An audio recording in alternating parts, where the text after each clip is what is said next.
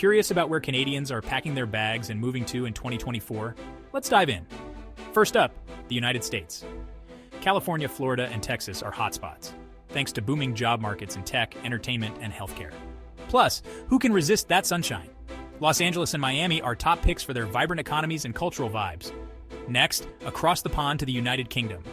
London is calling, especially for young Canadians chasing careers in finance, tech, and creative fields. The UK's educational and job opportunities are major draws. Heading down under, Australia. Sydney and Melbourne are buzzing with opportunities in engineering, healthcare, and IT. The fantastic climate and laid-back lifestyle are just icing on the cake. Germany's on the rise too. Berlin and Munich are attracting skilled Canadian workers looking for career growth in engineering, IT, and manufacturing. And let's not forget emerging destinations like New Zealand, France, and Ireland. These countries offer great quality of life, job prospects, and sometimes even a touch of family history. So whether it's the US, UK, Australia, Germany, or beyond, Canadians are exploring the globe in 2024. Got your passport ready?